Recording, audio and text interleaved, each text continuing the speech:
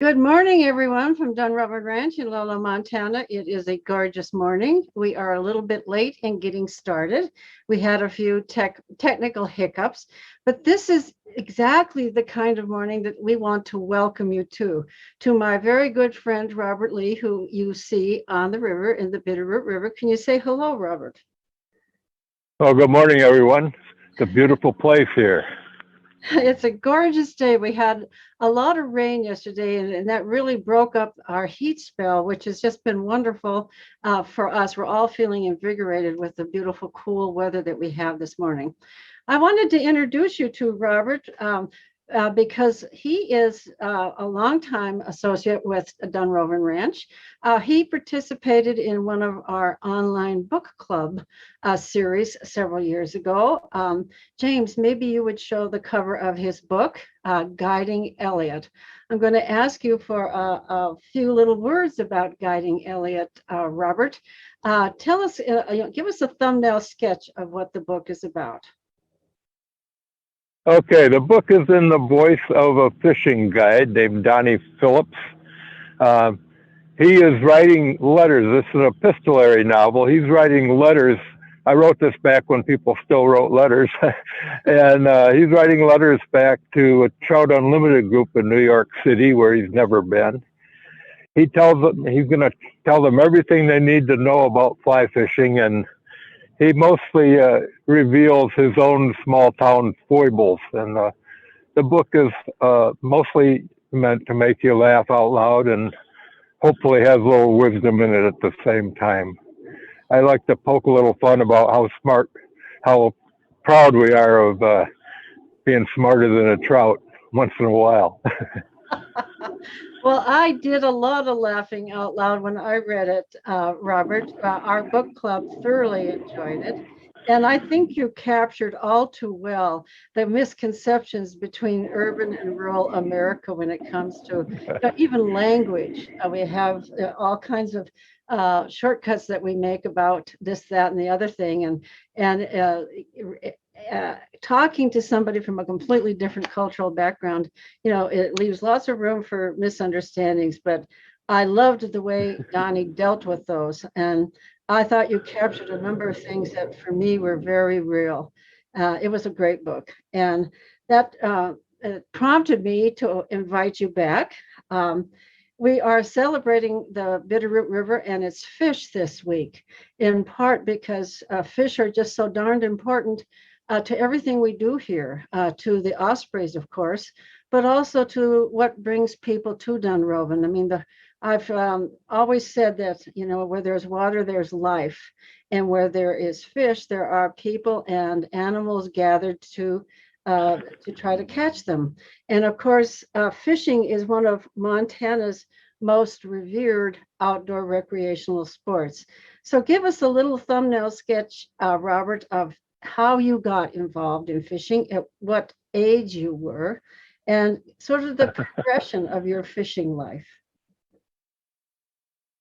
Well, my father grew up on Lake Champlain, and most of my early life was in upstate New York. And in the summers, we would be on Lake Champlain. And when I was very young, we lived up there. My father claims that he had me in a boat, kind of a leaky boat that we had when I was still in diapers, and I'd sit in the bottom of this boat and play with the perch that he dropped down in the bottom of the boat after he caught him. So my upbringing meant I was going to be a fisherman, I guess. Yeah, I share some of that, Robert. My father was a ventilation engineer in the mines in Butte. And so he spent a lot of his workday underground in the dark. So every weekend, and I do mean every weekend, he took his family fishing. And I remember my first memories in life are of being on streams with my family fishing. I could tell you the opening day for fishing for years. It nearly coincided with my brother's birthday. It was May 15th. We all looked forward to my brother's birthday, not so much to celebrate his birthday, but to be able to go fishing. and There's Third Saturday in May. Yeah, exactly. Right around the 15th. Yeah. And I caught my first fish at age 3, and I started out as a regular lure fisherman. I assume that you too started out using lures and worms and grasshoppers. Give us a little history of your fishing gear.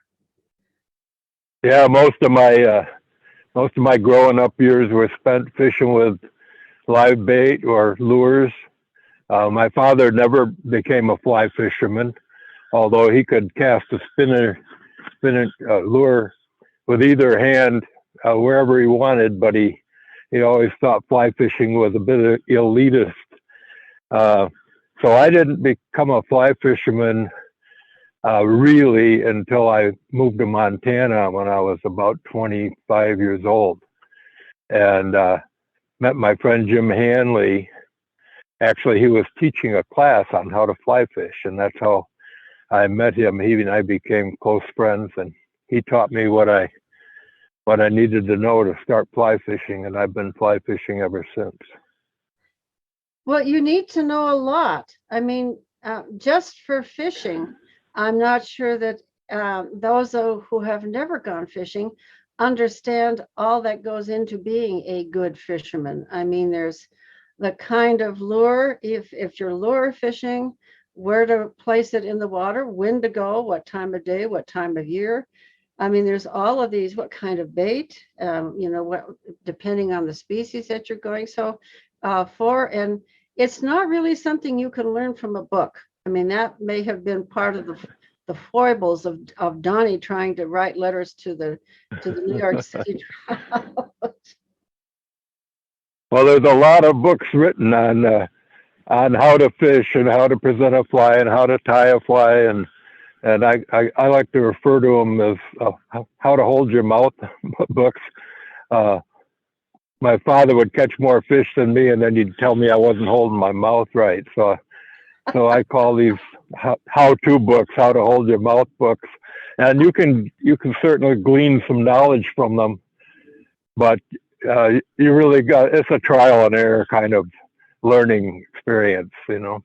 I've never fished this stretch of river, so what if I spent the whole day fishing this stretch of river, I would learn things about it and that I don't know just looking at it, right? And I'm looking now to see if there's any real hatch going on. I don't see a lot of bugs in the air, and I don't see any rising fish. And I have a dry fly on, so right now it's probably going to be casting rather than catching. Well, can you show us what you mean by a dry fly, um, Robert? And I assume that you tie your own flies, and that too is an art and a science all by itself. Could you walk us through what it means to tie your own fly and what materials you use and how you get these materials and how you shape it? I mean, there's a whole art to this, is there not? There's quite a lot to tie in flies, and I confess uh, that I am not a accomplished uh, tire of flies. I I can tie some rudimentary patterns. I spend a lot of my life sitting down in a chair writing stories and poems, and so as you can look at my girth, I really don't don't need another sit down sport. Fortunately for me, I have friends who are excellent tires, and I give them canned goods in the fall, and they give me flies, so it works out very well. A dry fly is meant to float on the surface of the water. I put on a rather large one today called a chubby. It's a purple chubby. Uh, for some reason, trout like purple. Uh, as we learn about fishing, we don't learn everything. I have no idea why purple attracts trout, but it seems to. And I put this fly on because it's large enough for us to see. As we age, we tend to use bigger flies because we can see them. Yeah. And and another tool that I have with me today, as you can see, if I don't tangle myself up here, is a walking stick or a wading stick. Um, I think this is a good tool for anybody wandering around in Montana rivers. This is a pretty calm stretch of river right here, right now. It's not always that calm. And the rocks are slippery. When you're fishing, you're not always watching exactly where you step. So the aid of a walking stick or a wading stick is a good thing to have along with you. I'm using a 5-weight fly rod right now. Fly rods are weighted for the type of fishing. A 4-weight is lighter than a 5-weight. 4-weight's about as light as we usually use in Montana. In smaller streams, you can use lighter rods. And if I was fishing in Alaska for salmon, I would use an 8 or a 9-weight rod. So so you can spend a lot of money and have a lot of toys if you get into fly fishing. Well, you can on any kind of fishing, which is really interesting because, we lived in Alaska for many years. And just recently, my husband and I have sort of let go of some of our Alaska fishing gear because we had gear for halibut and everything, which is not at all appropriate for Montana rivers. So Yeah, we don't need halibut rods. short and sturdy, yeah. And lures are completely different as well. But Robert, I wanted to acknowledge how important that generational aspect to fishing is, how this is really something that is passed along in families. My father put himself through school at the School of Mines in Butte, and he mined in the summer times in the Tobacco Root Mountains, and he fed himself with fish. He was very poor, and his diet almost entirely in the summertime consisted of fish, and he brought that forward to his family. And I have to say that my love of nature, my love of water, my understanding of nature, and so much of what is internal to my, spiritual connection to nature has come from fish. And I know you just wrote a little poem about that intergenerational fishing. Would you mind reading it for us? And maybe James could put it on the screen while you read it. All right. I will happily read it. A little quick background on this poem. My friend Jim Hanley is the guy who actually taught me how to fly fish. And, during this pandemic,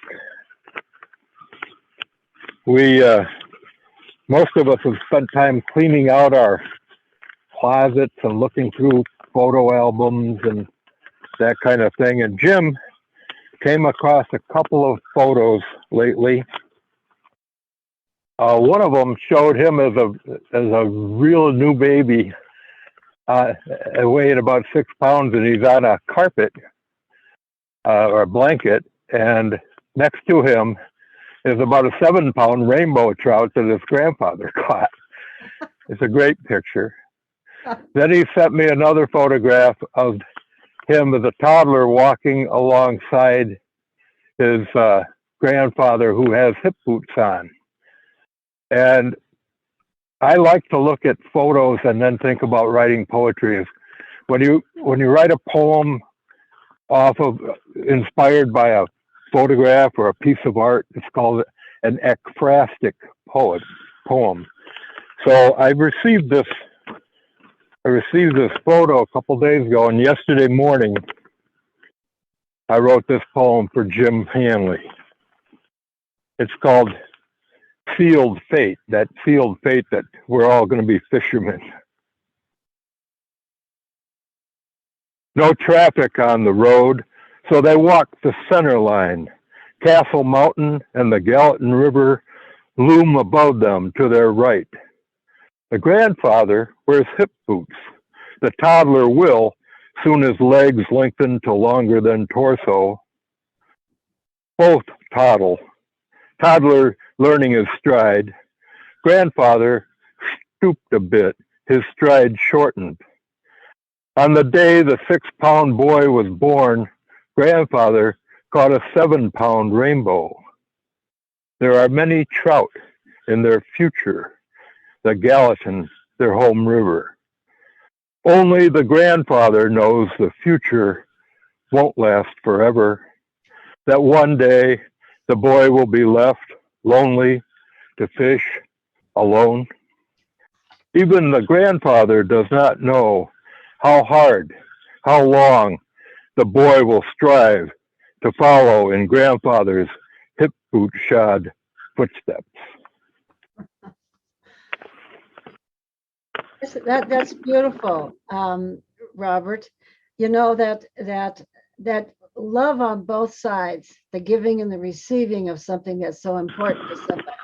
You know, the passing on the love of an activity and the knowledge and the just the beauty and the that you feel when you do something, to pass that on to your children is just a wonderful, wonderful feeling for both the child and the parent. I mean, there's just great joy in that.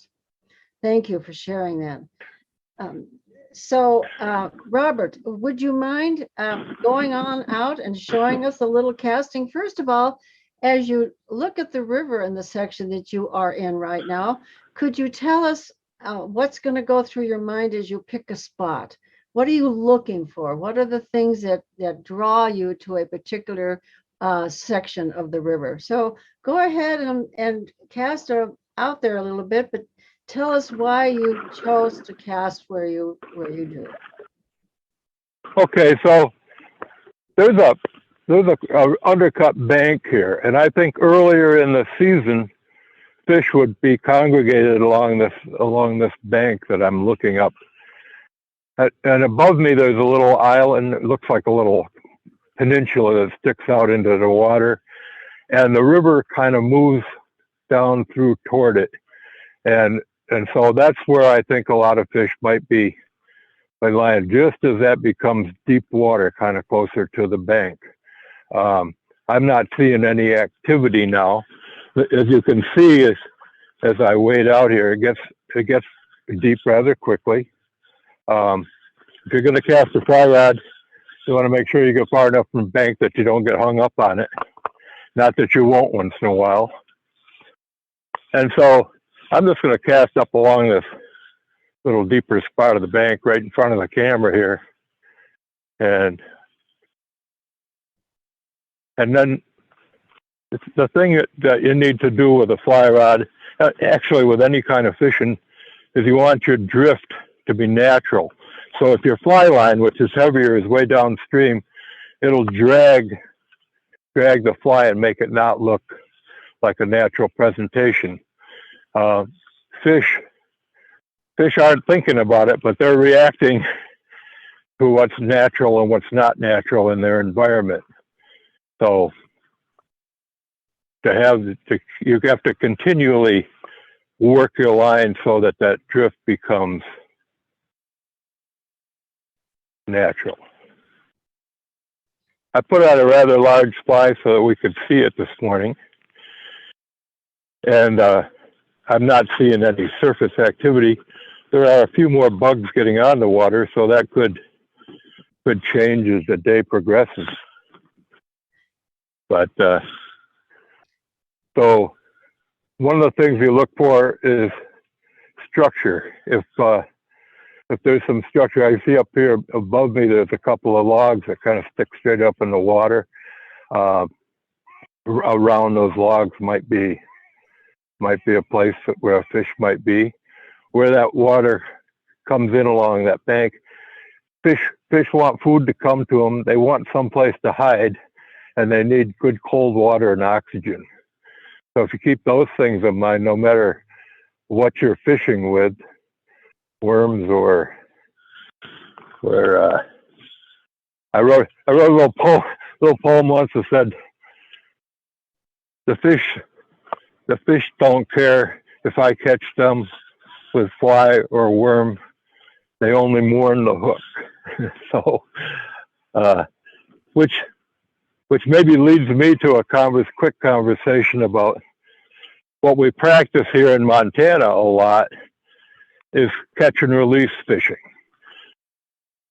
That came about because there's so many of us on this planet and so many of us fishing now that if we all kept fish every time we went out, we would really deplete the resource. Um, so sometimes, uh, sometimes lately, there's a little tiny fish just came up and looked at that.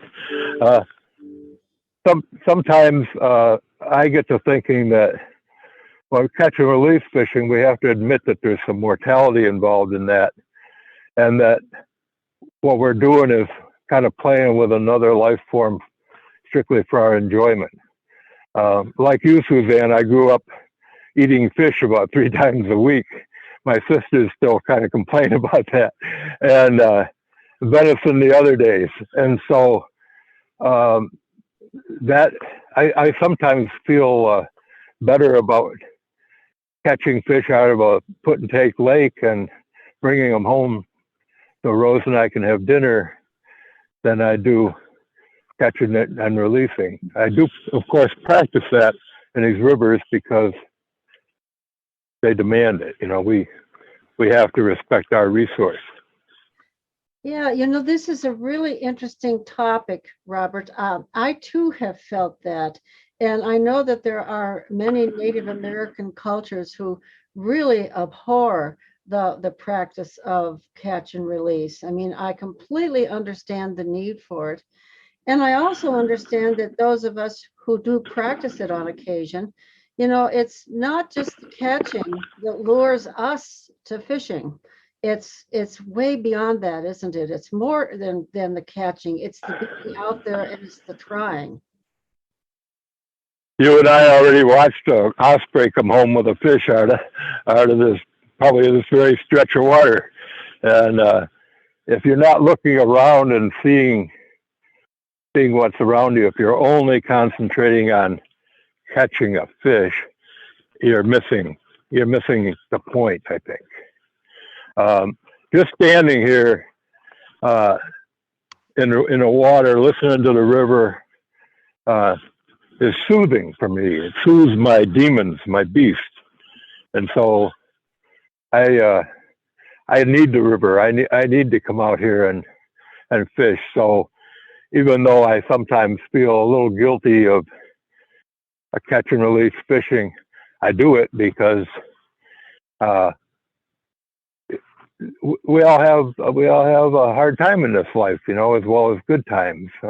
I'm very fortunate, but we're in some pretty hard times right now with the pandemic and climate change and all kinds of different things that we can spend too much time thinking about or too much time watching the news. Uh, so when I get on the river, I can let that all go away for a day. Concentrate on the river, the wildlife around me, the fish I really want to catch. I still do very much enjoy catching fish. So it's a good release for me. I think we all need a release, and um, yeah, there are too many of us fishing, but yet fishermen kind of work to keep water in rivers and keep the water clean and stuff. Other people get their release from golfing, but I kind of think that uses too much water. So, but we all have to have an outlet, and rivers and lakes provide mine.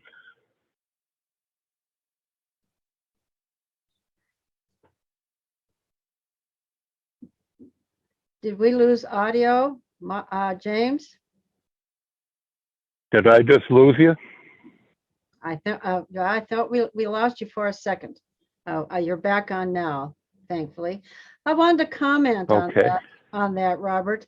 You know, at the base of our primordial brain, we still are predators at some level, gatherers and hunters. And I think our minds want the challenge of finding and of catching. I think there's a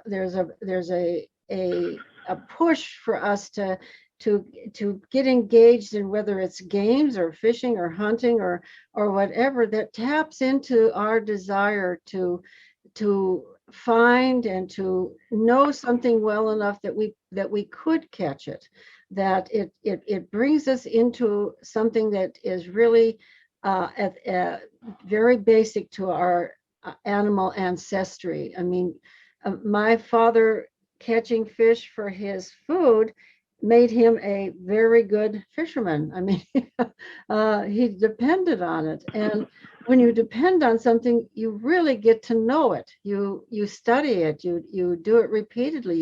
You practice until you are successful, and that brings you into your circumstances and into the life history and the environment of that prey in a way that nothing else can. I think that and takes you in the moment. You know, like you said, it's a relief from the rest of your life because you're so absorbed in that quest. Yeah, it's pretty interesting. You know, I never really knew my family was pretty poor when I was growing up because we did eat fish all the time and we ate venison. And so hunting and fishing were kind of serious, but they were also recreational. So it's a nice combination. And my father wasn't always the easiest man to learn things from. There was sometimes some shouting and swearing involved, but he taught me an awful lot. And he taught me. I thank him for the love I have of the outdoors and the time I spend outdoors. It also brings us, Suzanne, sometimes into more dangerous situations uh, than we're normally in. And I think that's also maybe part of the allure. You know, you don't float these rivers out here without occasionally making a mistake and getting yourself in some serious danger. And all of us who've uh, plied this river in boats know that. Um, and so we learn about the power of water, the power of rivers, and the danger of this outdoor world, and that's good for us. You know, one of the things I didn't carry today uh, that I carry often now is a can of bear spray because we're having more and more situations where people run into bears. I've seen black bears on several of the rivers around here, or near several of the rivers. I've never had to use bear spray, and I hope I don't, but I think it's a good thing for anyone fishing out here to carry. And when you're walking through the woods, make a little noise so you don't surprise a bruin. I think you're so right, Robert. You know, I often jokingly tell people that going out and camping and doing something really strenuous in the backcountry reduces your life's joys to a pair of dry socks. You really, life becomes really distilled and focused when you deprive yourself of the luxuries of civilization and you put yourself in dangerous situations. I also think that it gives you tremendous personal confidence to test yourself in those ways, to know that you can survive difficult situations. Yeah, I think it's good for us. Another thing both you and I have noticed, Suzanne, is we don't climb the same mountains we used to. And I was telling my friend Jim Handler the last time we fished together from a boat. is that we look pretty good still rowing a boat down the river and casting a fly rod. Uh, but we look like a couple of old men when we get in and out of that boat. And so, uh, so we have to adjust to some changes in our lifetime too. And the aging process is certainly one of them. Oh, absolutely. But I think that it brings us out and keeps us going. I mean, the love of that, of getting out there, prompts you to buy the wading stick, prompts you to overcome whatever losses you've had, and keeps you focused on the joy, not the loss. That's right. And the fact that we're still out here doing it, you know, and we've had a really warm, hot summer, hot and dry. So I'm waiting today with just a pair of easy dry pants on rather than the waders that I'll have on in another month. So I'm actually feeling the water against my legs, and it's a refreshingly cool morning. Uh, just standing here is a joy. I agree, and I've often told my family and friends that being close to nature is one of the best ways to live a long life, because you do make yourself get up and go. You do still experience those joys, and you don't focus on the loss. You focus on, well, I can still do this. I'll make this little adaptation. I'll buy this whatever is necessary. In my case, a 3-step stool to get on my horse. I mean, the stools keep getting larger, and I can no longer put a saddle on, but that doesn't mean I can't ride. And so I think having these kind of joys in life are just really important. And I hear in our chat here, Robert, people are really identifying with what you are saying, that they've had uncles and relatives who have passed on their love of fishing, and it's just it's a really important family thing. And I think we're blessed when we are in families that teach us this. Yeah, when my daughter was really young, I just remembered a funny story. When my daughter was really young, I took her at a bit of river. We were actually living in Corvallis, and I took her fishing, and I bought her a little fishing rod and baited it up with a worm, and I had to kind of wade across the river, so I had her stay where she was, and I walked across the river. I got over there, put the fly rod and her rod down, and I thought, well, I'll cast out here and give her a little head start. And I set her rod down, and I went and got her, and there's some big brown trout in this river. And when we got back to where I'd put the rod, her fishing pole was gone, and some big fish had drug it drug it into the river. And Amanda loved to tell the story of how her daddy lost her fishing pole. Oh, that's wonderful. I too have a story of my son. This was in the wilds of Alaska. We went on a float trip, and my younger son was still in diapers, and people would ask me, why would you possibly take a child on a float trip into the Arctic, above the Arctic Circle? And I said, well, it gets into their souls. It defines what's normal to be in these kinds of conditions. And one afternoon, because you've been in Alaska, the days, the sun doesn't go down above the Arctic Circle. It's sunshine all the time. So you sleep at odd hours. You just sleep when you can. And my husband and all the adults were asleep. And my oldest son, who was about 5 years old at the time, was determined to catch a grayling. And we all went to sleep, leaving him fishing. And sure enough, there was this big whoop, and we all woke up, and my son had caught this huge grayling. And it was just a memory that is embedded in everybody's mind who was there that day. It was wonderful, just wonderful. So right up. Pardon? Excuse me. I was just going to point out that right upstream of me right now, that where that water comes back toward us from that peninsula, there's a man and it looks like a couple of kids, his kids, I assume, fishing together right there right now. So I don't know if the camera can pick them up, but I can see them from where I am. Yep, James is turning the camera. And the truth is, all of our viewers commonly see people up there fishing at that location. It's a wonderful thing, just a wonderful thing. And there's It no is. I'm. there's no television screen involved in fishing. Yeah, it actually feels a little strange. Yeah, it's definitely a family affair up there. That's wonderful. Right on cue. Right on cue. That's great.